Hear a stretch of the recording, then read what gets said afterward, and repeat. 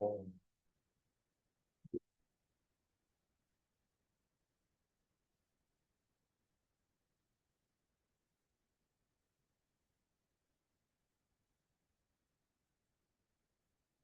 peux me dire quand c'est lancé? Là, c'est bon. Ok, super, merci. Ça va être super. Ok. Ah oui. Ok, bon ben bonjour à tous, bonjour tout le monde à Montpellier en ligne. Donc pour ce dernier jeudi Marbella de l'année, donc on en reçoit Maximilien Cosme qui est en postdoc à Lago-Rennes dans le département d'écologie halieutique et dont les travaux portent notamment sur l'impact de la pêche sur la séquestration du carbone. Et donc je vais te laisser la parole, Maximilien. Merci pour la parole. Ok, merci, merci Youssef, merci pour l'invitation et merci d'être là. Alors donc voilà, je vais vous présenter un travail initié il y a assez longtemps, qui a rien à voir avec mon postdoc actuel, mais qui me tient pas mal à cœur et qui porte donc sur l'assemblage des communautés d'un point de vue un peu théorique, modélisation. Alors, pour commencer, je vais prendre un angle très spécifique sur l'assemblage en pointant le fait que les questions d'assemblage des communautés, décrites comme une succession d'états discrets, c'est quelque chose qui est très ancien en écologie. Ça remonte au début du XXe, voire même fin du XIXe. Et on décrit généralement les phases ou les états d'une communauté euh, comme ça, de manière discrète, dans un graphe dont les états représentent les invasions ou différentes perturbations environnementales. Alors là, on a un point de vue déjà très empirique sur 1907 et 2025, mais il y a aussi des études théoriques depuis les années 80-90 qui sont plutôt tombées vers des études depuis, mais qui connaissent un regain d'intérêt. Nous, on va s'intéresser surtout à ces approches de modélisation ou théoriques, mais qui s'appuient quand même sur des données. Donc, un petit rappel rapide sur l'assemblage des communautés. Donc, le principe, c'est qu'on a un ensemble d'espèces qui peut se trouver dans un état stable ou persistant selon les définitions. Et depuis cet état stable, il va y avoir des invasions. De nouvelles espèces vont entrer et si elles arrivent à envahir, elles pourront ou non modifier l'état de la communauté. Donc soit en s'établissant, soit en induisant des extinctions consécutives à leur invasion. Et donc après invasion, on a un processus une sorte de relaxation où on va retomber vers un état stable. Ça, c'est le cadre le plus simpliste pour décrire l'assemblage des communautés.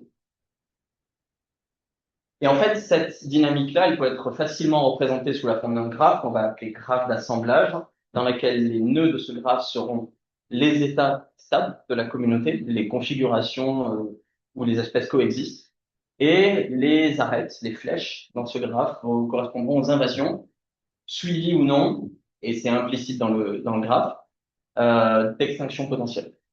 Par exemple, ici, quand on va avoir l'état où il y a seulement l'espèce B, si l'espèce C, avec la flèche verte, euh, envahit, elle va remplacer l'espèce B. Donc, on a bien une invasion suivie d'une extinction, mais qui est cachée, en quelque sorte, dans la flèche.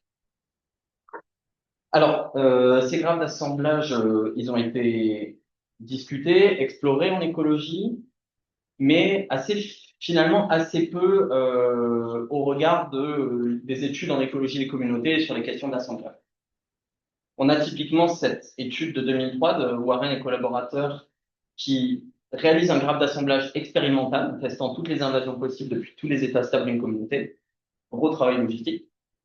Et en bas à droite, on voit notamment un article beaucoup plus récent qui crée un graphe d'assemblage à partir de modèles d'équations différentielles basés sur le modèle Lotka-Volterra.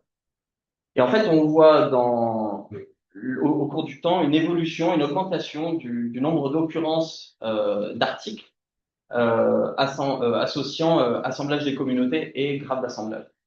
Donc en fait, on est dans un moment, dans un regain d'intérêt de ces questions-là, qui sont très proches de questions informatiques et géologiques. Donc d'abord, je vais vous présenter les données expérimentales sur lesquelles on va s'appuyer ici.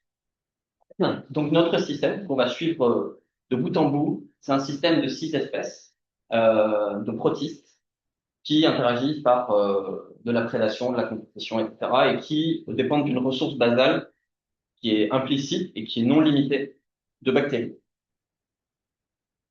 Ces espèces, on va les représenter par des lettres pour simplifier le truc. Et donc, je vous présente la première expérience. Alors, le principe, il est assez simple. On a 6 espèces et on va tester toutes les combinaisons possibles.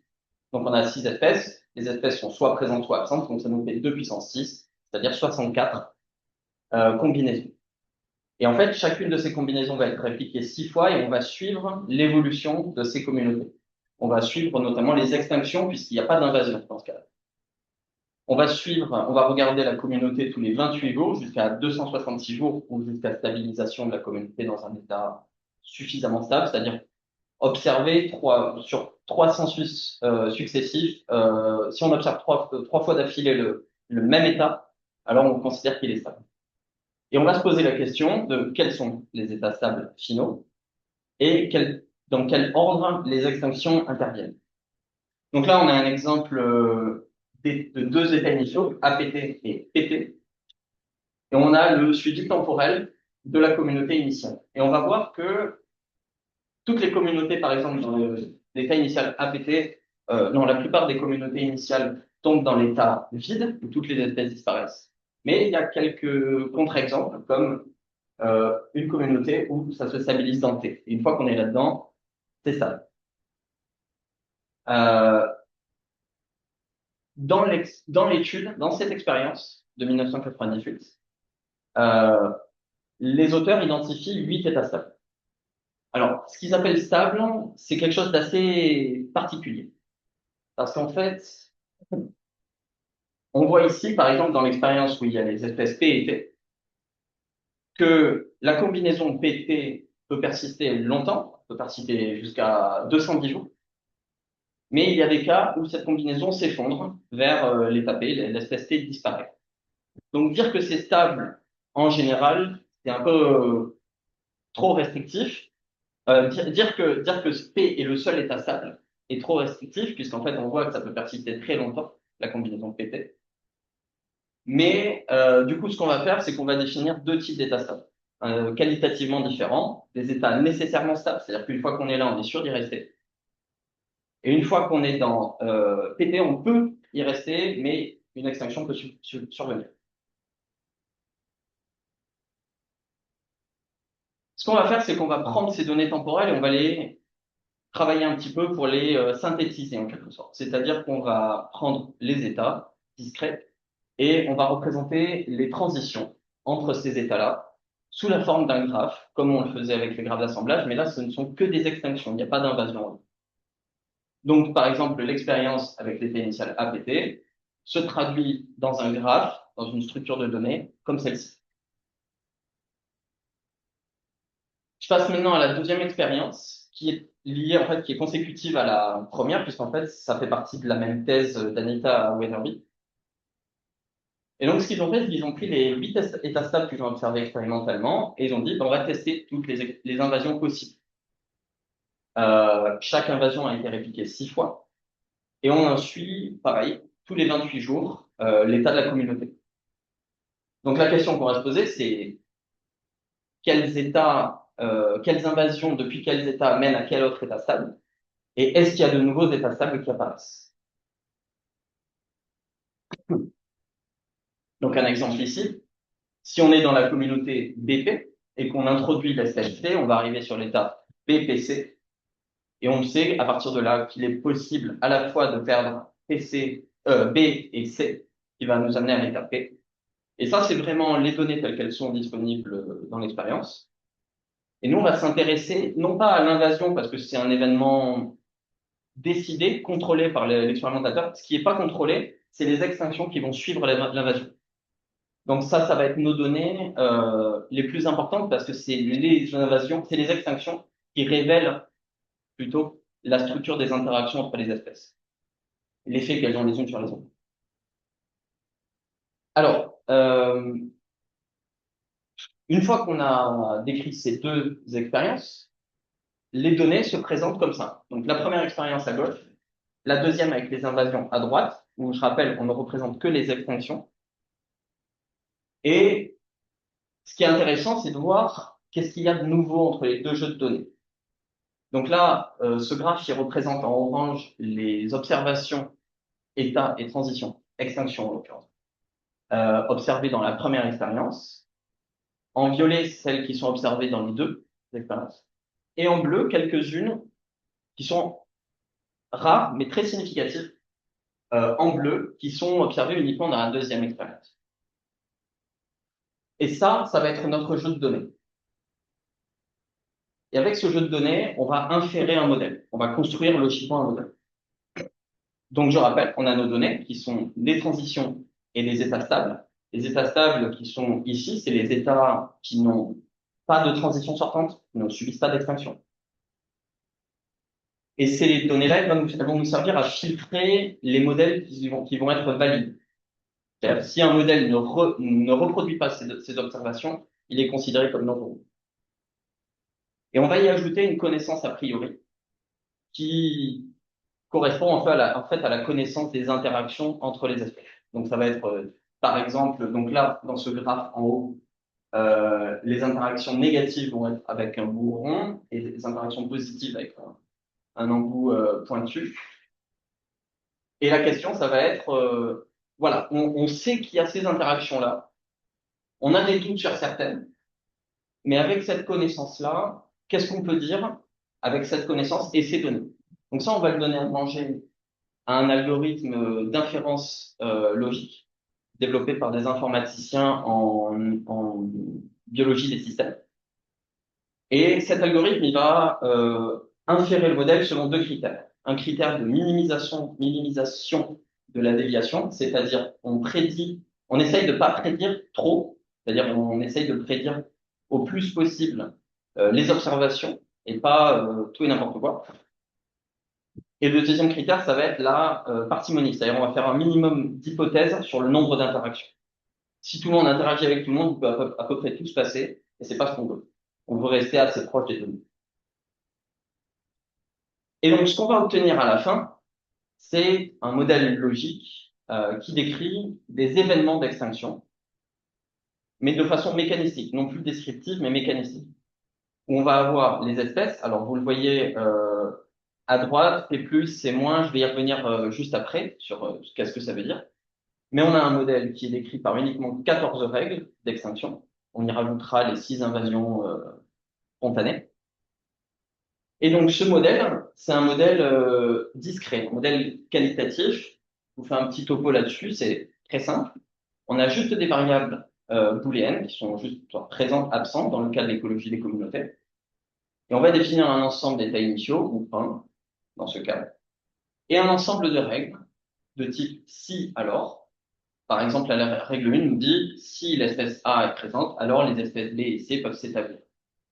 Tout simple. Et donc, ça va produire de nouveaux états à partir de l'état initial. Et il y a un petit twist qui est que les règles sont tirées indépendamment les unes des autres. Puis, si un état comme ABC vérifie deux conditions de règles, R2 et R3, il les tire indépendamment. Et ça ouvre en fait deux futurs possibles non probabilistes. C'est pour ça qu'on parle de possibilisme, parce que en l'occurrence, on ne pondère pas ça par des probabilités.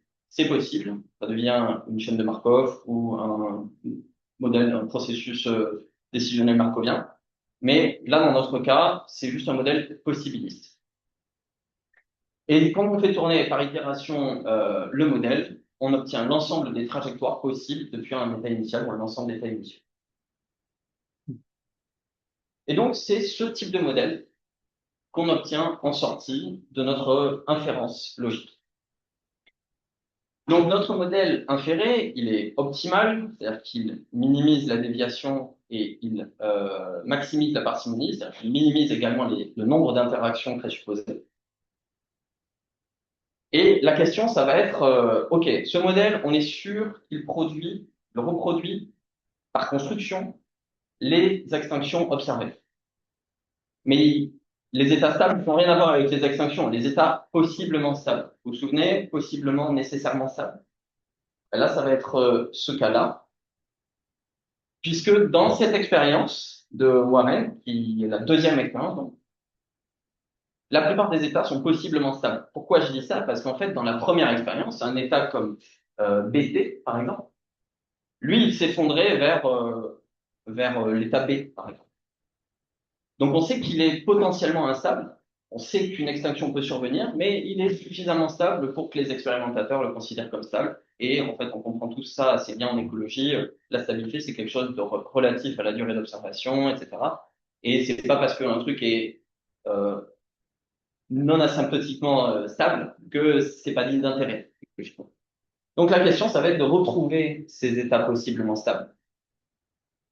Et pour ça, on va utiliser un petit attribut des règles qu'on appelle une étiquette ou un label et qu'on va mettre juste avant. Ça va agir comme une sorte de paramètre. Et ce paramètre, il nous dit une chose simple. Est-ce que l'extinction doit arriver ou est-ce qu'elle peut arriver? Une extinction qui doit arriver, typiquement, c'est une extinction où un prédateur est présent sans ses proies. Lui, il est obligé de disparaître à un moment. Quand le prédateur est avec sa proie, il peut y avoir une forme de coexistence, une oscillation. L'extinction peut survenir, mais on n'est pas certain qu'elle arrivera tout de suite, donc il peut y avoir une forme de stabilité possible pendant un certain temps. Et donc, on va utiliser ce paramètre qualitatif, will, may, pour définir la stabilité des états. Alors, un état, il sera instable, strictement instable, s'il y a une transition de type une extinction will, une extinction qui doit arriver, qui en sort, tout simplement. Il sera possiblement stable si il n'a pas de transition will, et il sera nécessairement stable s'il n'a pas de transition tout court, c'est-à-dire pas d'extinction. C'est un état qui ne peut tout simplement pas tomber plus bas. Il n'y a que des invasions qui peuvent le faire sortir, qui peuvent en faire sortir. Et donc, avec cette formalisation toute simple, on va poser une question. C'est quelle paramétrisation, quelle combinaison will-may dans les règles nous prédisent les états possiblement stables qui ont été trouvés expérimentalement. Alors, pour ça, on prend, j'ai fait un truc bizarre. Pour ça, on prend les 14 règles de notre modèle, les 14 règles d'extinction, et on va tester toutes les combinaisons. On passe en mode brute force. On pourrait sûrement trouver un truc un peu plus astucieux, mais là, c'est pas si énorme, donc ça va. On a donc 16 000, un peu plus de 16 000 paramétrisations possibles. Et bon, ça fait beaucoup, donc ça nécessite une vérification automatisée de chacun des modèles, chacune des paramétrisations. Et pour ça, on va utiliser une logique temporelle, qu'on appelle ARCTL, qui nous permet d'exprimer des propriétés temporelles. Alors, par exemple, une propriété temporelle, ça va être le fait que l'état stable BP, suivi d'une invasion, se stabilise dans l'état PC qui est possiblement stable. J'ai mis des petites flèches en vert pour que vous vous souveniez. Quand il n'y a pas de transition sortante rouge, c'est que c'est possiblement stable. Donc là, en fait, les deux états successeurs sont possiblement stables, et c'est ce qui est effectivement prouvé expérimentalement. Et on va avoir donc ce type de formule de logique avec des opérateurs temporels, des quantificateurs, il existe pour tout, etc., qui vont nous permettre de qualifier les états, notamment leur stabilité et l'existence de chemins dans le train. Et donc, on va vérifier un ensemble de formules comme celle-ci, il y en a plusieurs autres, en parallèle sur tous les modèles. Et si, pour un modèle, toutes les formules sont vérifiées, alors la paramétrisation est recevable, elle est valide. In fine, sur les 16 000 et des broutilles paramétrisations possibles, seulement 15 sont compatibles avec les données. Donc, on a 15 modèles alternatifs possibles. On a le choix.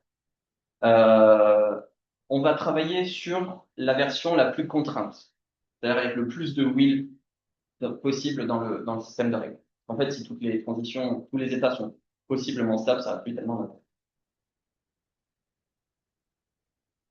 Alors, résultat maintenant. Donc, je rappelle, l'objectif, c'est à minima de retrouver les transitions et les états stables observés empiriquement, histoire d'être d'accord avec les expérimentales.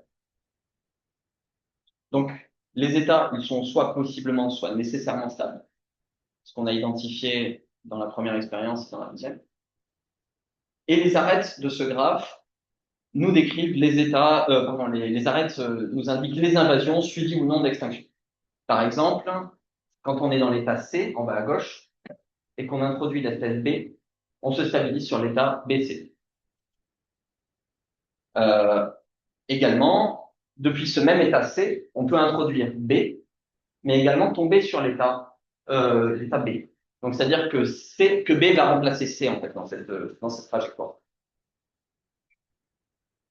Le modèle reproduit les observations comme il faut, les états stables, on l'a vu grâce aux paramétrisations, les 15 paramétrisations, on sait que ça reproduit les états stables. Et là, on représente les invasions en bleu, on gagne une espèce, un delta en haut à gauche, un delta plus 1, donc on gagne une espèce. On voit les invasions qui n'ont causé aucune augmentation de la richesse spécifique. Une espèce va simplement remplacer l'autre. Et les invasions en orange qui ont provoqué une ou plusieurs, qui ont provoqué deux ou plus d'extinctions.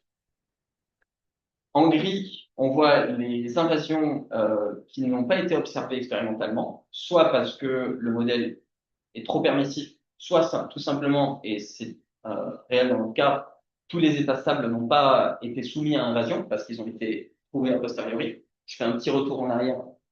Dans ce cas-là, en fait, dans l'expérience, on voit des états en gris. C'est des états qu'ils ont trouvés stables a posteriori, après invasion, mais qu'ils n'avaient pas trouvé comme stables a priori. Donc ça, c'est représenté également dans notre modèle. Et la question, ça va être, OK, donc ce graphe d'assemblage nous décrit une sorte de dynamique à court terme, c'est-à-dire comme si on ne poussait pas au maximum le temps, parce qu'en fait, c'est des états possiblement stables. Qu'est-ce qui se passe si on pousse le temps au maximum? Bon, en fait, le graphe est beaucoup plus simple. Il n'y a que 4 états stables. Euh, et même si ce graphe est peut-être moins informatif, dans le sens où il contient moins d'informations, il nous permettra de voir quand même certaines caractéristiques de l'assemblage de cette communauté. Donc ici, tous les états sont nécessairement stables. Et en fait, ce qu'on peut observer, par exemple, c'est que l'espèce A, qui est une amide, est catalytique. Alors, qu'est-ce que ça veut dire? C'est pas un terme que j'ai vu beaucoup en écologie des communautés. C'est quelque chose qui a un peu été inventé dans les années 80-90, qui est tombé dans l'oubli. C'est simplement une espèce qui, lorsqu'elle envahit, va modifier l'état de la communauté, puis disparaître à la suite de ces modifications. Donc en fait, elle agit comme une sorte de catalyseur, elle se lie à la communauté, elle modifie son état et elle disparaît. Et en fait, on voit que c'est exactement ce que fait A dans ce cas-là. Si vous regardez les communautés B, P et T, à chaque fois qu'on introduit l'espèce A, l'espèce qui est présente va disparaître et A va suivre à son tour. Même chose ici et même chose ici. Donc A agit comme une sorte de catalyseur dans la communauté. Ça, c'est particulièrement intéressant quand on fait de la restauration écologique. C'est des choses à prendre en compte. On voit aussi que l'espèce P, qui est la paramécie un peu classique qu'on a vu à la fac tous, peut envahir toutes les communautés. Donc on est dans l'état P, et on introduit l'espèce P, la paramécie remplace l'espèce P. Donc tétraéménal piriformis. Et on voit que l'espèce T ne peut envahir que la communauté vide. Ça, c'est quelque chose de remarquable. Mais observer les graphes comme ça, c'est très limité, surtout quand on a un graphe complexe comme le premier qu'on a vu, et on a quand même envie de l'analyser, puisqu'il a des dynamiques intéressantes, il a des états possiblement stables. Et puis, quand bien même il n'aurait pas d'état possiblement stable, mais que nécessairement stable, si on a 100 états stables, il va falloir pouvoir l'analyser. Donc, ce qu'on va faire, c'est qu'on va formaliser les propriétés qui nous intéressent, par exemple, la propriété espèce catalytique. Ça se traduit très bien, en fait, en logique temporelle, puisque c'est une propriété temporelle. Et on peut déterminer exhaustivement quelles espèces, dans quelles conditions, vérifient telle ou telle propriété. Donc, par exemple, espèce catalytique, ça se formalise comme ça. C'est pénible, mais une fois que c'est formalisé, c'est fait. Donc, par exemple, on va avoir la propriété d'espèce transiente. Une espèce transiente, c'est simplement une espèce qui va envahir et qui va disparaître sans avoir provoqué quoi que ce soit. Donc, par exemple, l'espèce A, elle l'est mais elle l'est seulement pour certaines communautés. C'est important de noter que les fonctions, si on peut appeler ça une fonction, d'être transient ou d'être catalytique, je pense que ça peut être qualifié de fonction, sont pas des essences des espèces. C'est des propriétés qui vont être contexte dépendantes.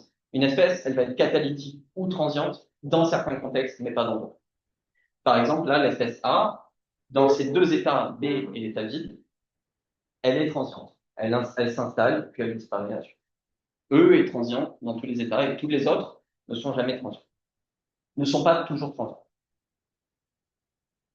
Espèce catalytique, cette fois, qui est catalytique? En fait, tout le monde peut être catalytique, plus ou moins, à ceci près que A est très généralement catalytique. En fait, c'est une caractéristique euh, plutôt proche des prédateurs. Les prédateurs, en général, ils vont provoquer des extinctions potentiellement s'ils s'installent.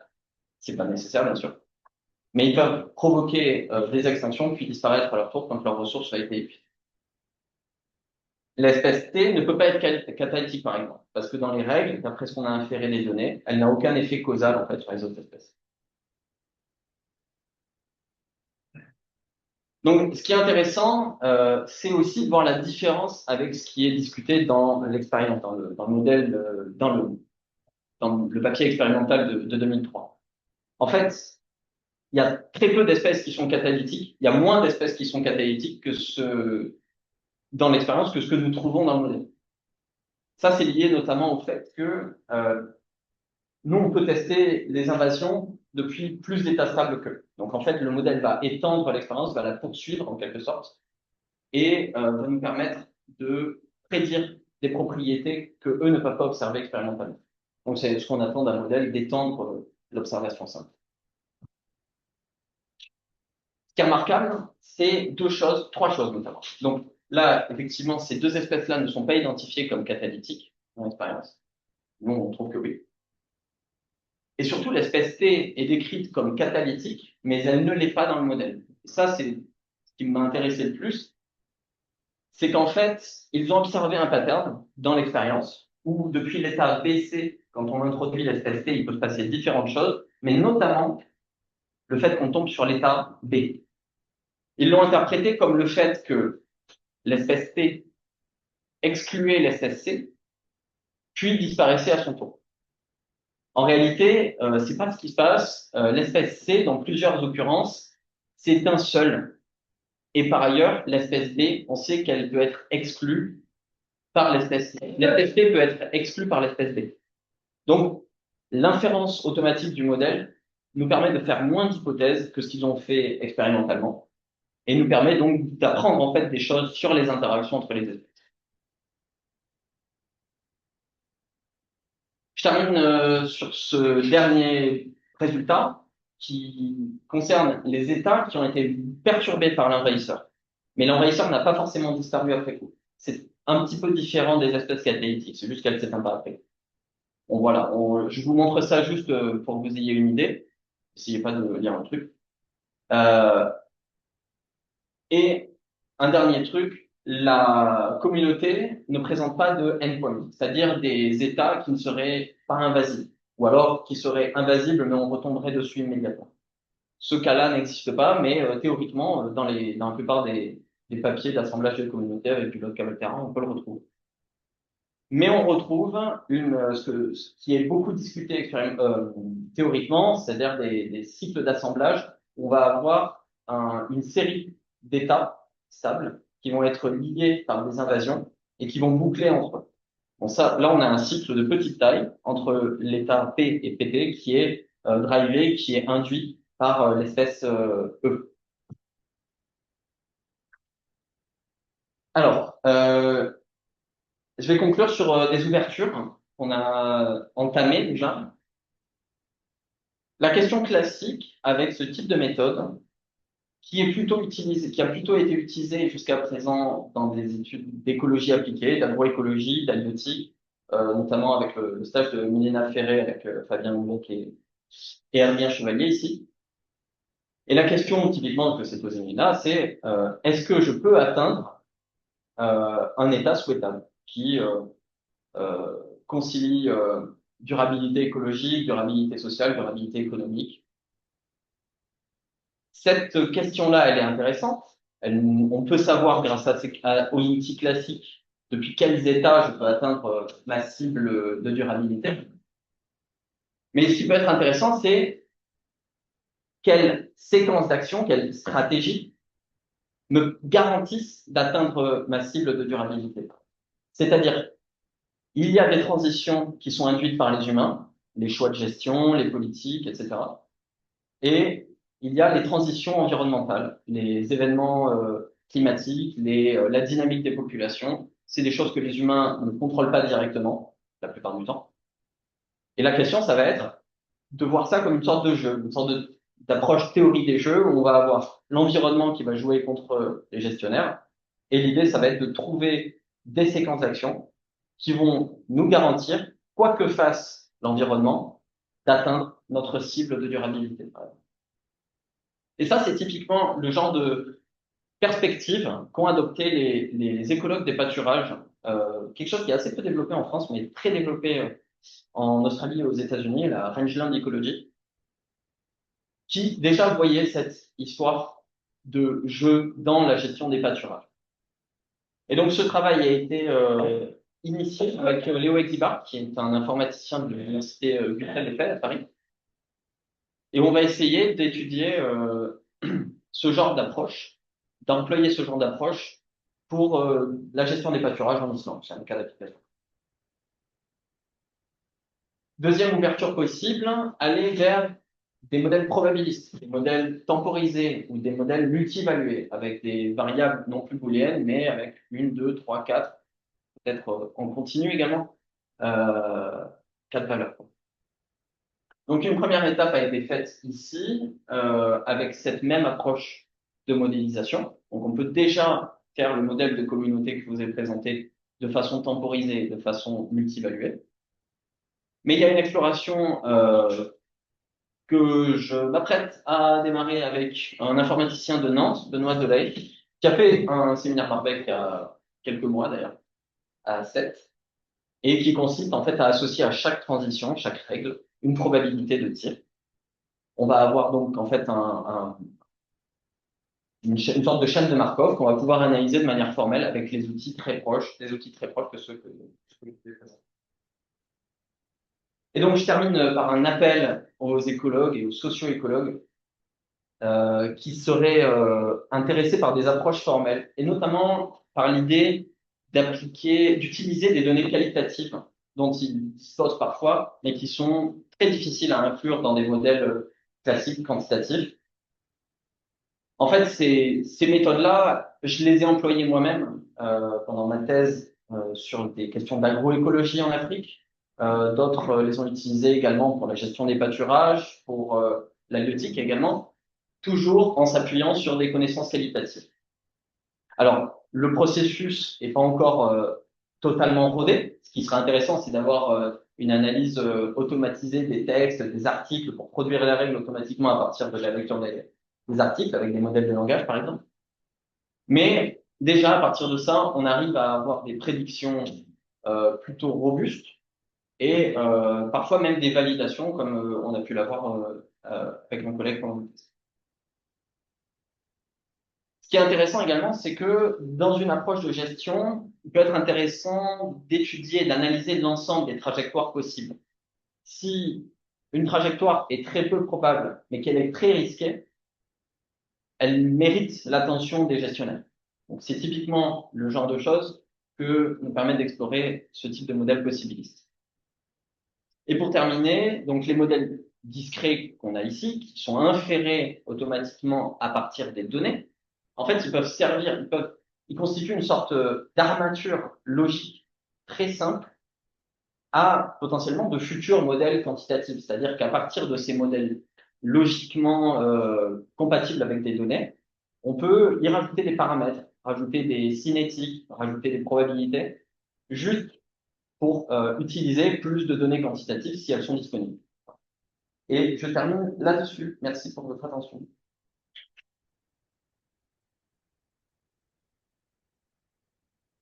Merci beaucoup. Et je ne sais pas si vous avez des questions ici ou en ligne. Oui, Christophe. Oui, bonjour, vous m'entendez bien à Montpellier, j'imagine? Oui. Bonjour. Ok. D'abord, j'ai un commentaire, je trouve ça vraiment chouette qu'on ait des jeudis avec des présentations formelles. Je pense que les modélisateurs du labo apprécient ça.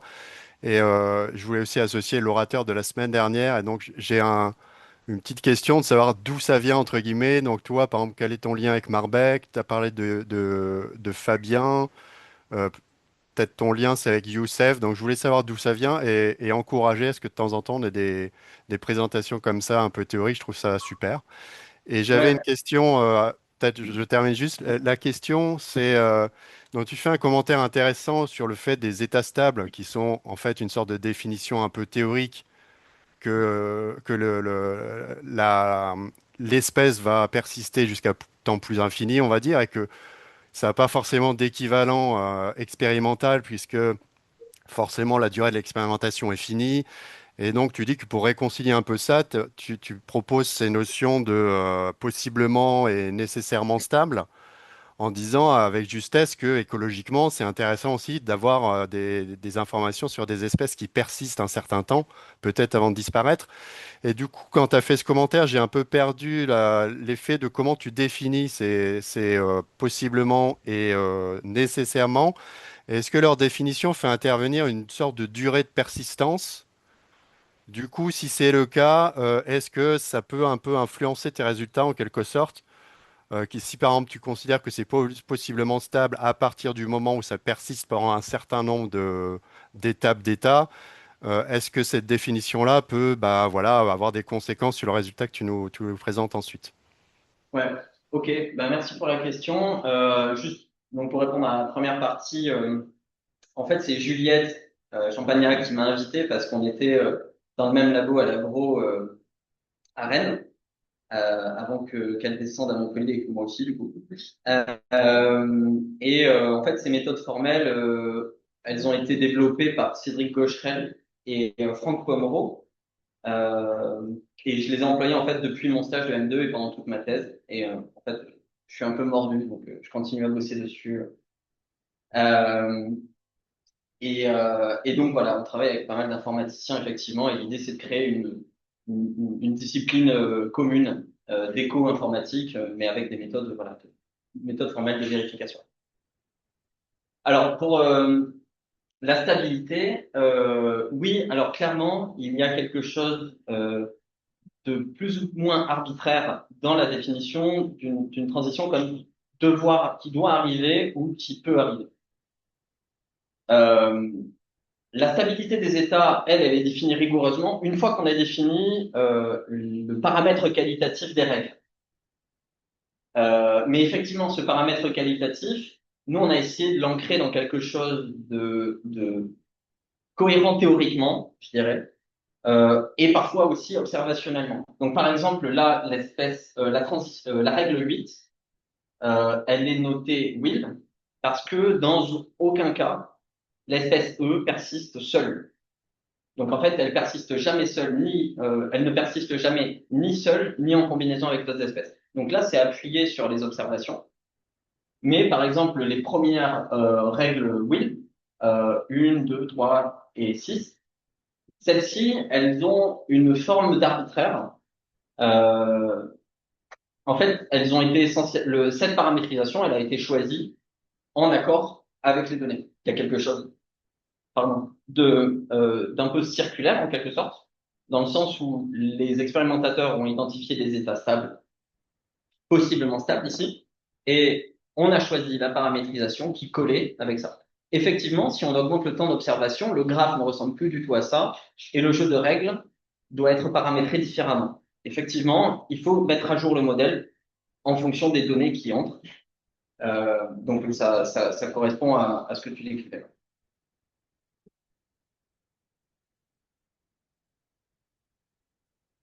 Ouais, j'ai une question. Ouais. Est-ce que cette approche permet, par exemple, d'inclure des superpositions d'étapes comme des états alternatifs? Euh, État alternatif stable en écologie, ça peut dire deux choses différentes. Ça va être même composition, mais des abondances différentes, ou alors présence-absence. C'est pas tout à fait pareil. Dans notre cas, oui, on a de la multistabilité, clairement. Enfin, c'est exactement ce qui se passe. Alors, tiens, je vais vous montrer le modèle en annexe. Ça, voilà. Typiquement, ça, c'est un modèle qui décrit juste les trajectoires d'extinction. C'est la première expérience, en fait, que je vous ai décrite, mais c'est le modèle qui correspond uniquement à la première expérience. Là, en fait, on voit qu'il y a un, 2, 3, 4, 5 états stables alternatifs et qui correspondent donc aux données. Voilà. Bah, déjà, merci parce que c'est super les méthodes sont pas forcément évidentes et que tu l'as expliqué de manière très claire. J'ai un peu du mal à voir, parce que du coup, là, tu nous expliques que c'est expérimental et sur la validation du modèle, la paramétrisation, et que souvent ça colle à des observations, ce qui a été observé, donc, enfin, etc. Ouais. Forcément, là, l'audience, que tu as aujourd'hui, puis que tu as dans le même doc, etc., on fait une expérimentation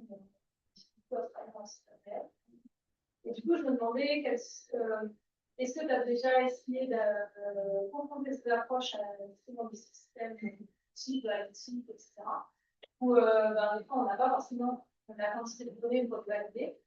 Et tu mentionnais effectivement le travail de Molina par rapport à la quantité du coup, toutes les trajectoires, etc., etc. Mais c'est vrai que là-dedans, il y a aussi pas mal connu parce que tu peux aussi, il y a plein de choses qui ne sont pas quantifiables, des variables unknown, ou c'est pas forcément une modalité. Voilà, tu vas pas forcément tu vas jamais les voir, mais tu vas jamais aussi les prendre en compte. Tu as la réalité dans l'inférence. Et donc voilà, je peux me demander, j'étais vraiment curieuse de savoir si c'était opérationnel sur des systèmes complexes. Ouais. C'est variable. Ça dépend de pas mal de choses. Ça dépend de est-ce que le système a été bien documenté. Typiquement, Milena l'a fait sur le golfe du Lion. C'est un système qui est relativement bien connu. Ce qui est difficile, c'est quand on a des systèmes de si grande taille. Ce qu'on appelle un événement dans des modèles comme ça va être typiquement une extinction, une invasion. C'est pas des choses qui arrivent tous les 4 matins dans un truc gros comme le golfe du Lion, quoi, des extinctions. On espère d'ailleurs. Mais par exemple, on a eu des cas d'application plutôt bien validés sur des systèmes agroécologiques. Moi, typiquement, en fait, j'ai étudié les trajectoires d'exploitation agricole. Donc, on décrit l'exploitation agricole comme un système de règles par la booléenne. Et en fait, les agronomes ont identifié depuis longtemps des types d'exploitation. Et ils ont identifié également des transitions, c'est-à-dire des exploitants qui vont, donc c'est au Burkina Faso en l'occurrence, ils vont identifier comment des petits exploitants qui viennent de débarrer, qui ont une petite famille, peu de force de travail, vont grandir au cours du temps et acquérir du bétail, du capital, etc. Là, on a une description mécaniste qui s'appuie sur des connaissances issues de la littérature, et je suis allé sur le terrain aussi pour comprendre comment ça fonctionnait, qui a été plutôt bien validé, ou en tout cas qui était pas réfuté par les données dont on disposait sur les trajectoires d'exploitation. On en a quelques-unes sur ces zones-là. Et qui a été doublement validé par les agronomes spécialistes de ces questions-là, qui ont dit oui, effectivement, les trajectoires que tu présentes et les mécanismes en jeu derrière ces transitions correspondent à ce que nous on a.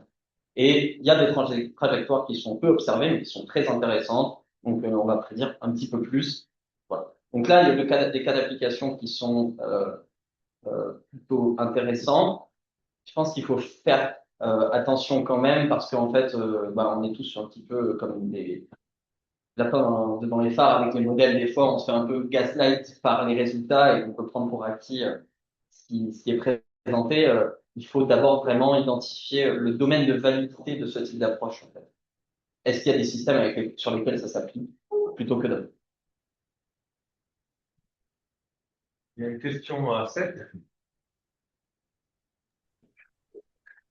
Ouais, bonjour, merci pour ta présentation.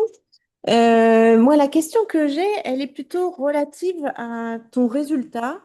Quand il dit que donc tu as exploré un certain nombre de paramétrisations possibles, tu en avais un grand nombre, qui permettent de reproduire en fait tes états observés, tu arrives à 15 modèles possibles, enfin 15 paramétrisations possibles, pardon.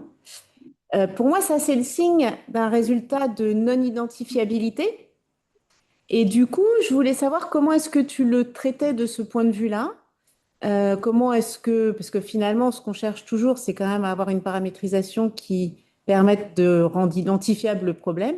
Comment est-ce que tu cherches, ben, si c'est un objectif que tu peux avoir, comment est-ce que tu cherches pour, tu cherches une solution qui soit identifiable en fait. Ok. Ben là, c'est ce que j'ai fait, mais je l'ai fait un peu à la main. Il faudra le formaliser dans le code. Mais le principe, en fait, c'est de prendre le modèle le plus contraint. On va considérer que plus un modèle est contraint, moins il est permissif. Et ce qu'on veut éviter, en fait, c'est un modèle trop permissif qui prédirait n'importe quel état comme possiblement stable et où, du coup, il serait trivialement vrai, en quelque sorte. Parmi les 15 paramétrisations, en fait, on pourrait les représenter sur une sorte de treillis ou un diagramme de Hasse pour les matheux du coin, avec relié par une relation d'inclusion. En fait, les paramétrisations peuvent être incluses les unes dans les autres. On peut les hiérarchiser selon leur niveau de contrainte.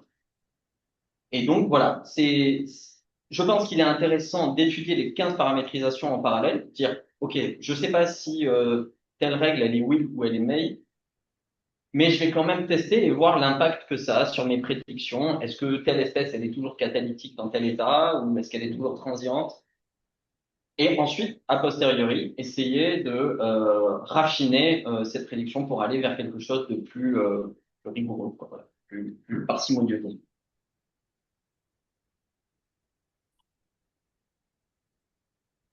Mm. Déjà, merci beaucoup pour la présentation. Je suis vraiment d'accord avec ce que c'est à faire et la collaborateur, c'est un peu le découvrir. Tu nous as parlé de graphes, de variabilité, de transition et tout. J'attends les moments où tu allais nous parler de Petri. C'est ce qui est sous-jacent, en fait. Ok, tu connais. Et donc, je voulais savoir si déjà c'était un truc que tu avais utilisé. En fait, le modèle, c'est une sémantique de réseau de Petri. C'est-à-dire que les règles, les transitions du réseau de Petri correspondant sont tirées une à une, en fait.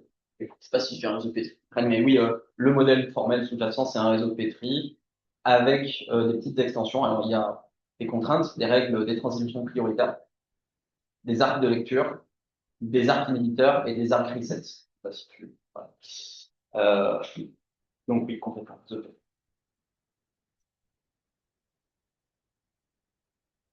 Ouais. Quand tu crées ton premier modèle avant de donner les conditions will name, Ouais. tu crées pas un modèle avec tu sors un jeu de règles. Ouais. Comment est-ce que tu sélectionnes quelles règles prises en plus de tes modèles, en plus de ces critères de mise, en plus de modèles féministes, le plus simplement, oui. Il y a des possibilités de faire des moyennes de modèles ou des modèles consensus, d'autres façons de choisir le modèle optimal. Alors ça, je l'ai pas exploré perso. Je suis certain qu'il en existe plein des méthodes d'exploration, en fait, de recherche de l'espace des modèles. Dans notre cas, voilà, on a ces deux critères. Le premier critère, c'est un critère de le graphe doit présupposer un minimum d'interaction entre les espèces. Et une fois qu'on a sélectionné le graphe minimal qui correspond au modèle, parce qu'en fait, ce modèle peut être représenté sous la forme d'un graphe comme celui-là. Une fois qu'on a le modèle et son graphe, on va choisir le modèle, les fonctions en fait, les fonctions booléennes, qui ne sont pas des fonctions booléennes en l'occurrence. C'est une trébuche. On va sélectionner celui qui minimise la déviation. C'est un processus séquentiel de sélection. Maintenant, je pense qu'on pourrait faire quelque chose de moyenné, mais les moyennes, c'est pas un truc d'informaticien. Ils détestent ça. Les statistiques, ils détestent ça. Donc, je sais pas. Je pense qu'ils auraient d'autres critères, mais je les ai pas en tête. Moi, je pose cette question parce que les graphes que tu présentes me font penser à des modèles qu'on utilise en phylogénie pour l'inférence d'états ancestraux et des transitions d'états. Okay. Ce sont les modèles state speciation and extinction. J'ai déjà vu ça. Bon. C'est pas des modèles type un peu Markov Si, c'est Ouais. l'optimisation des modèles Ouais. se fait par Markov. Ouais. Et on teste plein de modèles différents qui ont des contraintes différentes. Ok. Et ensuite, il y a plein de façons de choisir. Soit on utilise le maximum de vraisemblance. Ouais. Et on choisit un modèle. Et maintenant, de plus en plus, on utilise le modèle averaging. On choisit un modèle moyen. Ok. Et du coup, je me disais, est-ce qu'il y avait moyen il y avait Et alors, de ça, alors, je te renvoie une question. Du coup, vos modèles, ils ont un score en fait, c'est ça? Et vous allez, c'est une moyenne de quoi en fait que vous prenez? il faudrait que je me replonge dans la technique du truc. On utilise le poids. Je sais que c'est pondéré par l'AIC. D'accord. Parce qu'on est sur des modèles de restaurant. Donc, Oui. c'est en fait pallier au fait de choisir un modèle unique dans ce choix de modèles qui sont tous possibles Ouais. à des probabilités à des raisonnements différents. Là, je pourrais pas être la paramétrisation de la manière dont tu peux prendre s'ils sont très contraints ou pas. Ouais. Oui, je pense qu'il y aurait une approche similaire. Alors, peut-être pas moyenne directement, mais pas peut-être pondérée par pondérée. Ouais. Et par exemple, si une règle est présente en fonction du nombre de fois où elle est présente dans les paramétrisations. Oui, bah typiquement, oui, je suis d'accord. Oui, on pourrait faire un truc comme ça. Je vois pas encore bien comment, mais je suis sûr qu'avec avec ces paramétrisations là, on peut faire un truc comme ça, ouais. Ouais, c'est comment tu gardes l'historique et la succession. Parce que si par exemple, la succession, je sais pas, BP, enfin, je donne n'importe quoi, mais d'un AB, et puis dans d'autres cas, c'est pas ça, quand même vers d'autres états. Il faut être sûr que tu vois toutes les transitions aussi les conserver Le truc, c'est que c'est déjà le cas. En fait, on a déjà des. Bon, là, on le voit pas, c'est une trajectoire linéaire, mais dans la plupart des données écologiques de ce type-là, en fait, effectivement, une même invasion, elle a plusieurs conséquences. Il y a déjà plusieurs chemins avec la même cause initiale. Je pense que la différence, c'est que là, c'est un état dans un autre. Alors, dans les modèles SSE, c'est des probabilités de transition d'état. En fait, on moyenne les modèles à la reconstruction au cours du temps des états dans la phylogénie. Et donc, en fait, c'est au niveau de tirage de probabilité, c'est moyen. Ok. Je ne pense pas. Même que tu regardes. Oui, parce qu'on regarde la phylogénie, donc on a l'état final. Je veux bien qu'on en reparle parce que ça me tente bien. C'est une petite exploration sympathique. Ok. Là-dessus, il y a beaucoup d'idiomes. Ouais. Les modèles qui sont. Mais la simple, c'est la c'est que tu regardes là. Donc ça, c'est arrêté. Et là, Parce que tu peux avoir des états différents des états observés. oui, C'est après intéressant de traiter les deux. Moi, j'avais une. Ouais. Merci beaucoup pour la présentation. Au début, tu partais sur assemblage de communautés écologiques. Après, ce modèle s'étend à des choses plus complexes, comme la gestion, etc. Et si on revient aux communautés, et typiquement pour construire ces graphes à partir de données, tu as besoin de faire des expériences, donc tu prends des petites choses dans le labo. Mais imagine, si tu veux appliquer ça à une communauté, à un réseau trophique avec plusieurs états trophiques, et puis 15-20 espèces à un endroit donné, disons au large de Falava, quelque part. Ouais. Et tu peux pas du tout prendre tout ça pour le mettre au labo et faire des tests, etc. C'est quoi la bonne approche? C'est de, par exemple, de regarder dans l'espace à différents endroits pour estimer les états, c'est du lot de Cavotera et étudier le lot de Cavotera ensuite. Tu vas dessus direct, bah, c'est super. En fait, c'est typiquement ce genre de choses qu'on va faire. C'est faire une sorte de space for time substitution où on va regarder